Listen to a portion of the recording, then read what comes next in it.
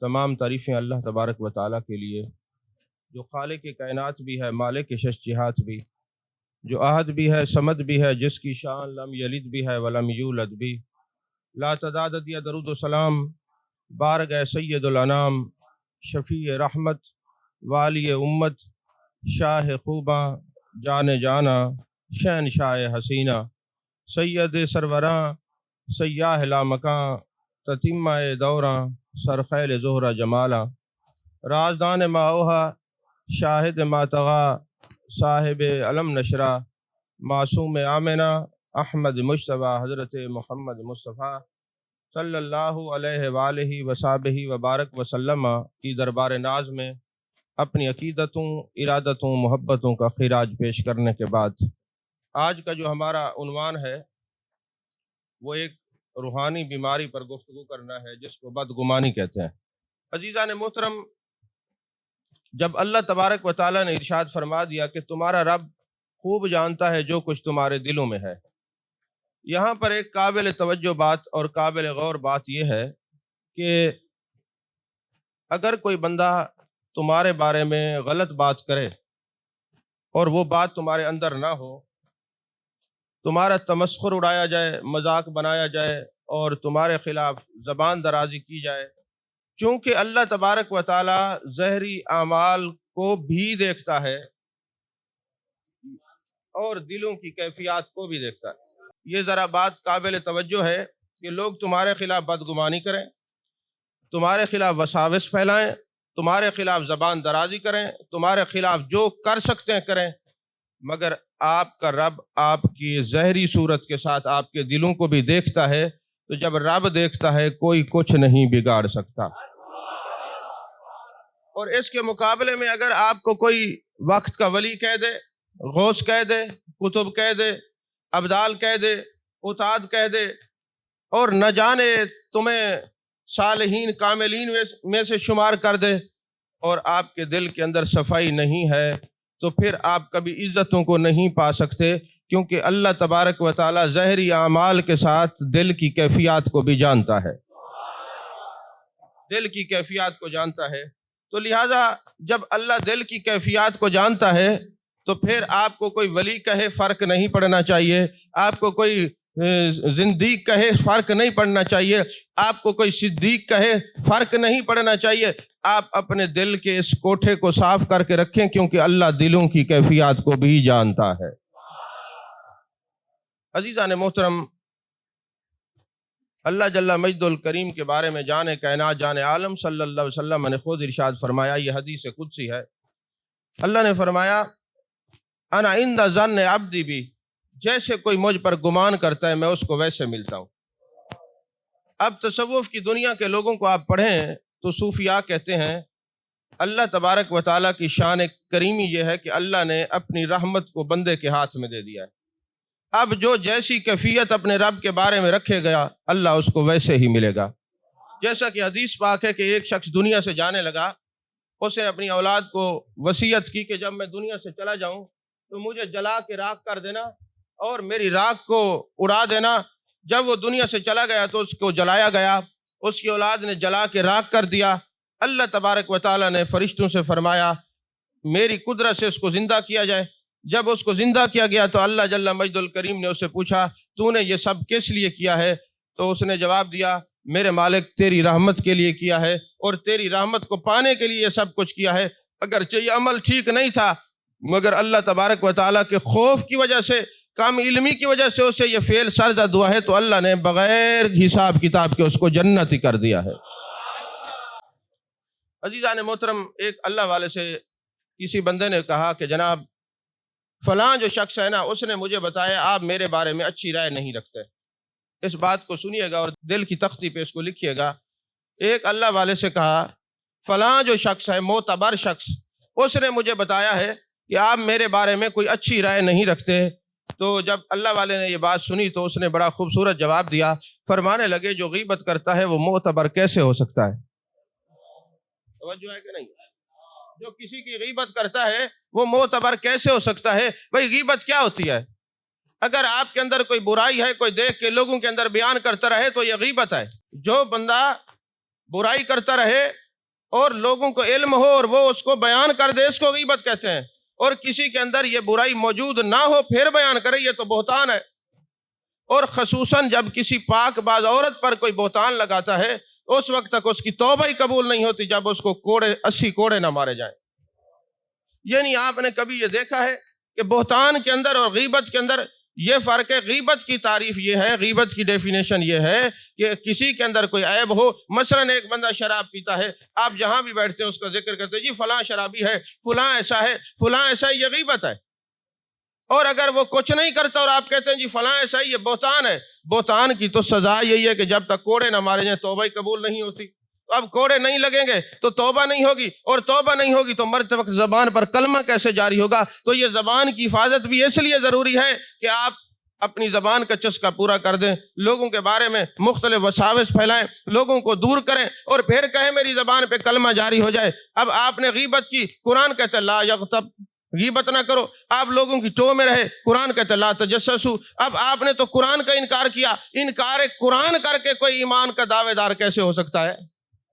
توجہ ہے کہ نہیں ہے؟ یعنی آپ تو قرآن کی جو تعلیمات ہیں اس کو چھوڑ رہے ہیں، آپ جو محبوب علیہ السلام کے فرمودات ہیں اس کو چھوڑ رہے ہیں، تو لہٰذا ظاہر سی بات ہے جب آپ بدگمانی کر رہے ہیں تو قرآن کا انکار کر رہے ہیں۔ تو اسی لیے اللہ والوں نے کہا بھائی بات یہ ہے جو کسی کی غیبت کرتا ہے وہ معتبر کیسے ہو سکتا ہے؟ یا اس کو معتبر نہ کہو، یا یہ نہ کہو کہ اس نے یہ غیبت کی ہے۔ غیبت کرنے والا معتبر نہیں ہو سکتا، معتبر وہ ہوتا ہے جو توڑنے والا نہیں بلکہ جوڑنے والا ہوا کرتا ہے۔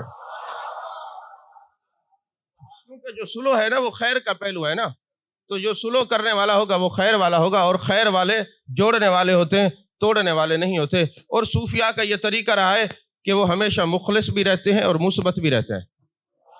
جملہ یاد رکھیے گا، صوفیاء ہمیشہ مخلص بھی رہتے ہیں اور مثبت بھی رہتے ہیں۔ مثلا میں آپ کو بتاؤں، میرے جو شیخ ہیں، میرے مرشد، وہ فوج میں رہے ہیں، تو وہ فرماتے ہیں کہ سیاچین گلیشیئر میں تھا، تو میں نے ایک سانپ کو دیکھا کہ وہ نا برف کے اندر بالکل وہ منجمد ہو چکا تھا، فریز ہو چکا تھا۔ اور جب یہ سانپ منجمد ہو جائے تو اس کا زہر نہیں ہوتا۔ ظاہر سی بات ہے جو یہ علم جانتے ہیں یا جن کا واسطہ رہتا ہے ان کو علم ہوگا، ہمیں تو سانپوں کے بارے میں علم نہیں ہے، جو مسائل ہم جانتے ہیں ان پر بھی گفتگو کر سکتے ہیں۔ تو فرماتے ہیں میں نے سانپ کو دیکھا، وہ فریز ہو چکا تھا، منجمد ہو چکا تھا، تو میں نے آگ سے نا ایک لکڑی سے اس کو تھوڑا سا گرم کیا، تو جب اس کی برف پگھلی نا تو اس نے میرے ہاتھ کے اوپر ایسے ڈنگ مار دیا۔ اب جو اور ساتھی ساتھ موجود تھے تو انہوں نے کہا بزرگوں یہ کیا کر رہے ہیں آپ، یہ تو ڈنگ مارتا ہے۔ تو بابا جی نے کیا فرمایا، نہیں، اس کے شکریہ ادا کرنے کا انداز ایسا ہے، یہ ڈانگ نہیں مار رہا، یہ ہاتھوں کو چوم رہا تھا چونکہ میں نے اس کو بچایا ہے۔ یہی ہوتا ہے مثبت رہنا اور مخلص رہنا، اسی کو تصوف کہتے ہیں۔ آپ کو سمجھ میں آئی ہے بات کہ نہیں ہے؟ صوفی وہ ہوتا ہے جو مخلص اور مثبت رہتا ہے، وہ یہ نہیں دیکھتا کہ جناب فلاں نے یہ کیا، فلاں نے یہ کیا، یہ فلاں فلاں فلاں کرتے ہیں۔ صوفی کا کام نہیں ہوتا۔ صوفی کا کام کیا ہوتا ہے؟ مخلص رہنا اور مثبت رہنا۔ اس بات کو یہ آپ یاد رکھیے۔ تو حضرت خواجہ ذنون مصری رحمۃ اللہ علیہ دریائے دجلہ کے کنارے بیٹھے ہوئے ہیں، تو کیا دیکھتے ہیں کہ کشتی کے اندر لوگ نہ شور و غل کر رہے ہیں اور مختلف جناب گا رہے ہیں، اور جو ہے وہاں پہ ناچ گانا ہو رہا ہے۔ تو ذنون مصری رحمۃ اللہ علیہ کے مریدین کہنے لگے حضرت آپ ان کو بد دعا نہیں دیتے؟ اب چونکہ صوفی مثبت اور مخلص ہوتا ہے اور مخلوق خدا کے ساتھ مخلص ہوتا ہے۔ آپ تو مخلوق خدا میں سے آپ یہ دیکھیں صرف انسان نہیں ہے، کتنے بڑے بڑے بزرگوں کے میں نے واقعات دیکھے ہیں کہ فلاں جو بزرگ ہے اس کا مقام کیسے ملا۔ شہنشاہ نقش بند، ان کو ایک کتا ملا جو خارش زدہ تھا، آپ اس کو دھوتے رہے، اس کو پٹیاں کرتے رہے، جب وہ تندرست ہو گیا ہاتف غیبی سے آواز آئی ہم نے تمہیں درجہ ولایت پر فیض کر دیا کیونکہ تم نے میری مخلوق پر رحم کیا ہے۔ جی میں حضرت بایزید بستامی رحمۃ اللہ علیہ کے اور بھی کئی بزرگوں کے بارے میں پڑھ رہا تھا، کیونکہ اہل عرب وہ ایسی قمیضیں پہنتے تھے جو جبے جن کی جو ہے نا یہ تریزیں لٹکی ہوئی ہوتی تھیں۔ تو ایک دن آپ ایسے لیٹے ہوئے تھے تو ہاتھ لمبا تھا، تو بلی آ کے نا آپ کے ساتھ سو گئی، اور جب سو گئی تو ان کی آنکھ کھلی نا۔ اب یہ دیکھیں نا صوفی کی نگاہ کا زاویہ کیسا ہوتا ہے، آنکھ کھلی نا، نماز کا وقت ہو گیا، اور آپ بڑے حیران ہوئے کہ اگر میں اس کو اٹھاتا ہوں تو یہ ڈسٹرب ہوگی، کہیں میرا رب مجھ سے ناراض نہ ہو جائے۔ کینچی سے نا اس آستین کو کاٹ دیا، نماز پڑھ لی، جب بلی چلی گئی پھر آستین کو سی دیا، کیونکہ پیوند لگا کے زندگی وہ پہلے ہی گزارنا جانتے تھے۔ عمل سے زندگی بنتی ہے، جنت بھی جہنم بھی، یہ خاکی اپنی فطرت میں نہ نوری ہے نہ ناری۔ میں اپنے ذوق میں ایک بات کہا کرتا ہوں کہ بیت اللہ شریف کے اندر 360 بت تھے، وہاں محبوب کے قدمین شریفین آئے، مولا کائنات کو حکم ملا ان کو اتار دیجئے، جب وہاں سے بت نکلے وہ جگہ عبادت گاہ بن گئی۔ اور یہ جو بندہ ہے نا، یہ جو دل، یہ بھی مومن کا جو قلب ہے نا وہ عرش الہی ہے، مومن کا دل اللہ کا عرش ہے۔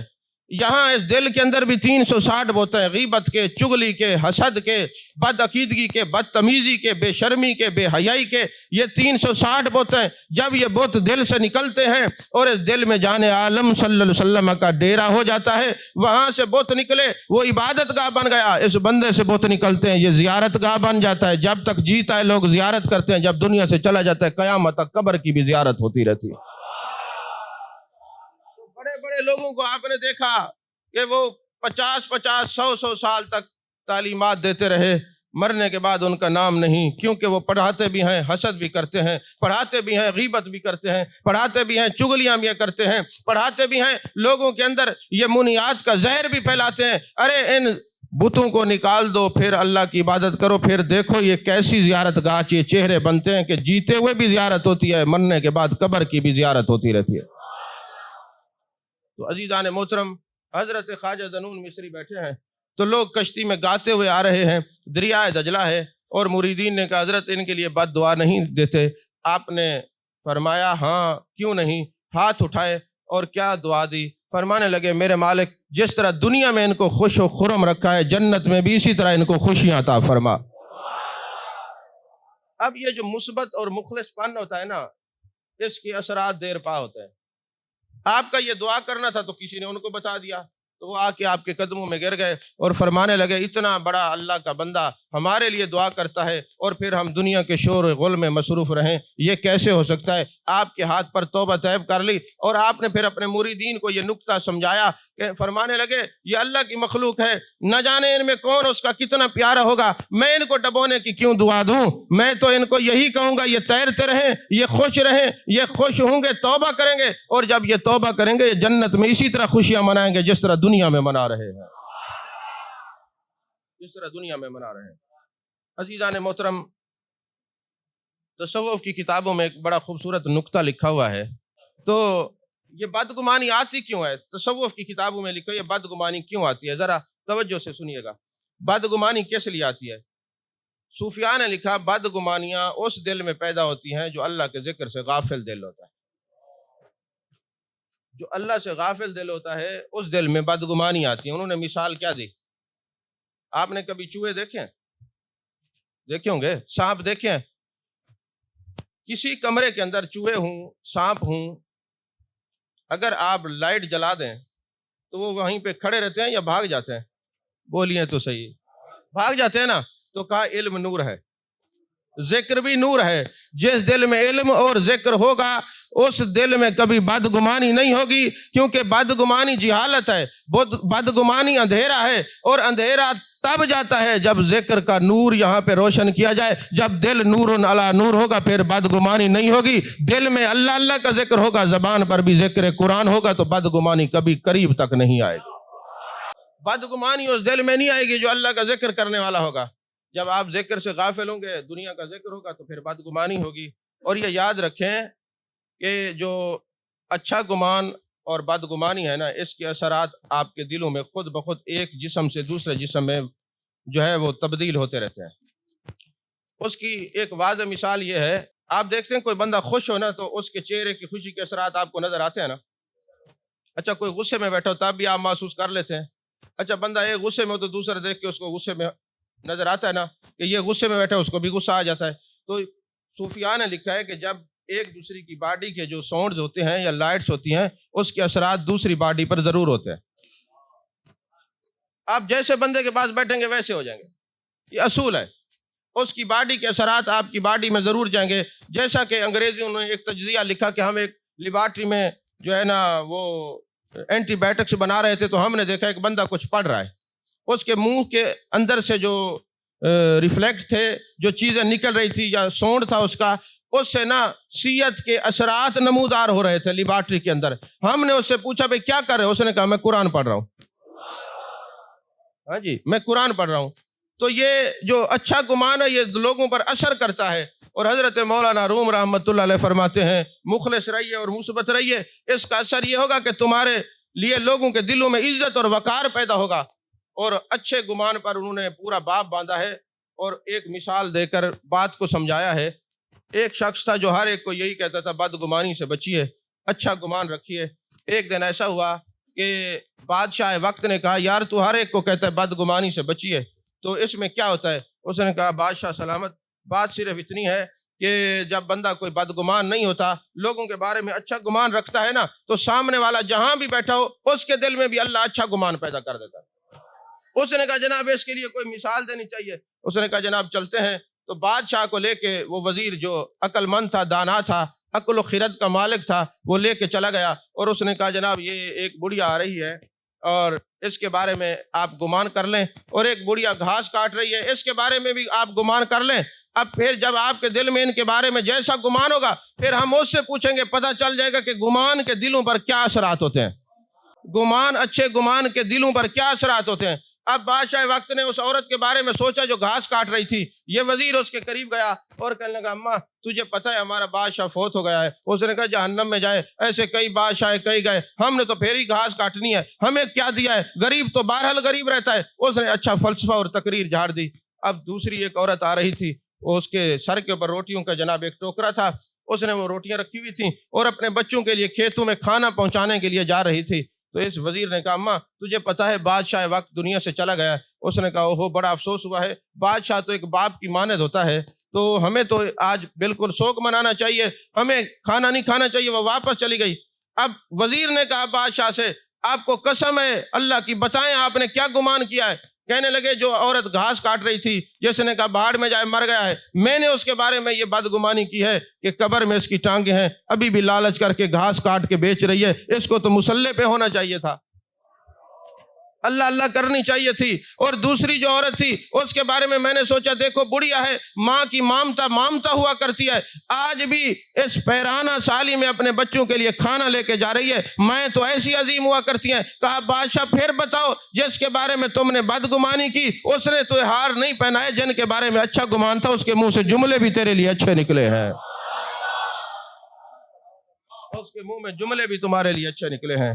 عزیزان محترم یاد رکھنا بدگمان شخص، میرے آقا کریم صلی اللہ علیہ وسلم نے فرمایا بدگمانی گناہ ہے، اس سے بچا کریں، اس سے بہتر ہے آپ لوگ خاموش رہا کریں مگر لوگوں کے بارے میں بدگمانی نہ پھیلایا کریں. میرے محبوب پاک صلی اللہ علیہ وسلم ارشاد فرماتے ہیں کہ جو لوگوں کے بارے میں بدگمانی کرتا ہے، لوگوں کو رسوا اور ذلیل کرنے میں لگا رہتا ہے، اللہ تبارک و تعالیٰ اس کو اس وقت تک موت نہیں دیتا جب تک اس کو رسوائی کی موت نہ دے. اس کی موت اچھی نہیں ہوتی کیونکہ اس نے ساری زندگی لوگوں کو بدگمانیاں کروائی ہیں. سب لوگ بھلے ہیں، پیار کی باتیں کرتے ہیں، سب اپنے اپنے رنگ میں سرکار کی باتیں کرتے ہیں. بس بے ادب نہ ہو، گستاخ نہ ہو، کسی اللہ والے کا ماننے والا ہو، میں دونوں ہاتھوں سے اس کو سلام کرنے کا قائل ہوں. جس در پہ کوئی سر نہ جھکے اسے در نہیں کہتے، جو سر در پہ جھکے اسے سر نہیں کہتے. یاد رکھیے جان کائنات، جان عالم، مصطفیٰ جان رحمت صلی اللہ علیہ وسلم کا یہ طریقہ ہے. فرماتے بدگمانی سے بچو، اور پھر آپ کا یہ طریقہ ہے، آپ کی سنت کاملہ ہے کہ بدگمانی سے لوگوں کو بچایا بھی جائے. اس کی ایک واضح مثال یہ ہے کہ جان کائنات، جان عالم، مصطفیٰ جان رحمت صلی اللہ علیہ وسلم اعتکاف میں جلوہ گر ہیں اور آپ کی زوجہ محترمہ ام المومنین حضرت صفیہ رضی اللہ تعالیٰ عنہ تشریف فرمائے. دو انصاری صحابی آتے ہیں تو میرے آقا علیہ الصلوۃ والسلام نے ان کو بلایا اور فرمایا یہ میری زوجہ صفیہ ہیں.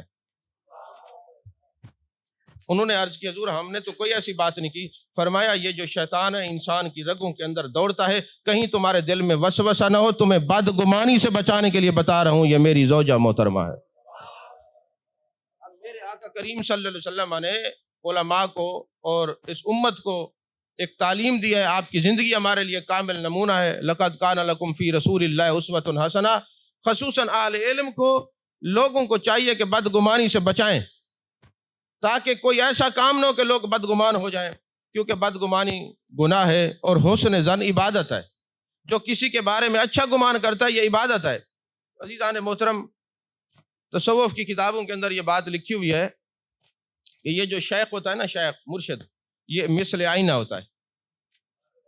مومن کا آئینہ ہے، پڑھتے ہیں نا.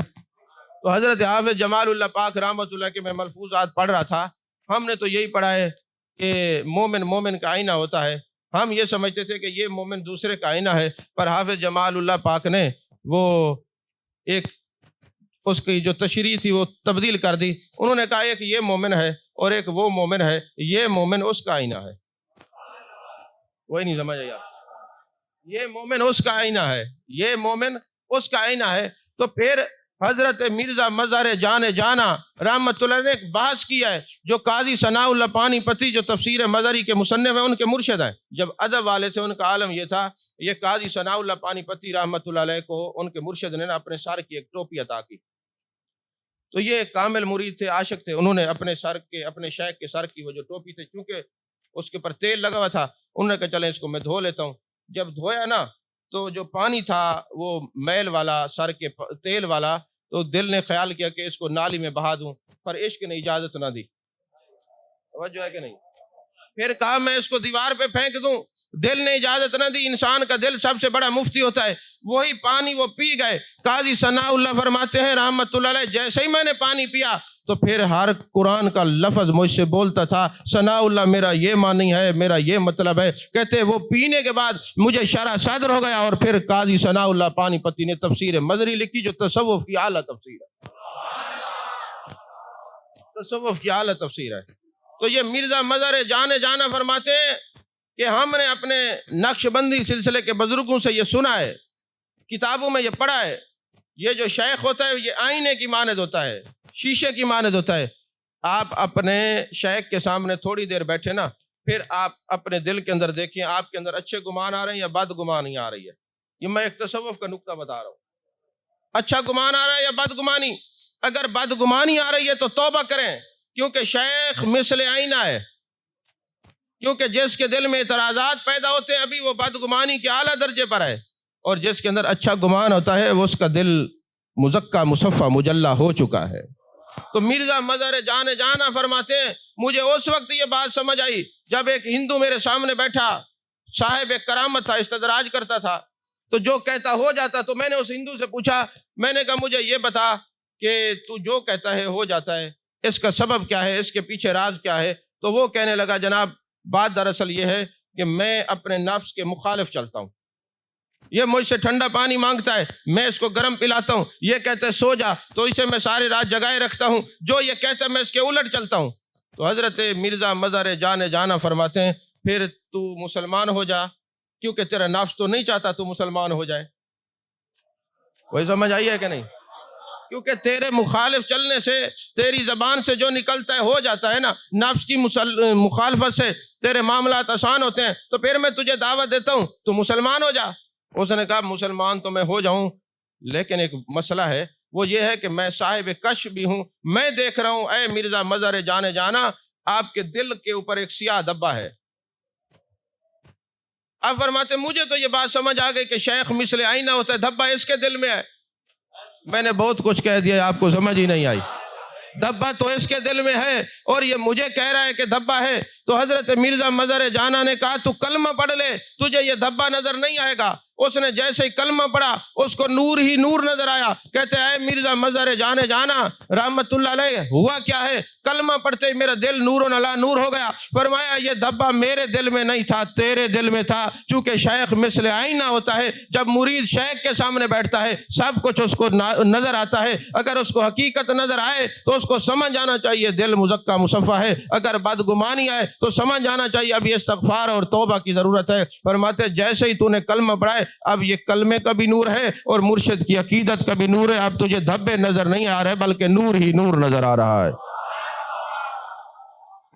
دھبے نظر نہیں آ رہے، نور ہی نور نظر آ رہا ہے.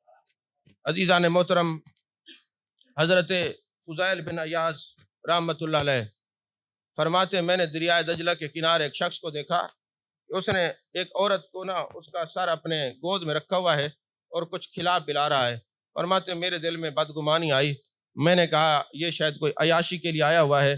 جیسے بدگمانی آئی تو میں دیکھتا ہوں دریائے دجلہ کے اندر ایک کشتی آ رہی تھی، اور وہ جو شخص بیٹھا تھا نا عورت کو لے کے، وہ حبشی تھا، حبشی اور نسل تھا۔ حضرت فضیل بن عیاض کوئی عام شخصیت نہیں ہے۔ اب وقت ختم ہو گیا، میں ان کا تعارف کرواتا یہ کون ہے۔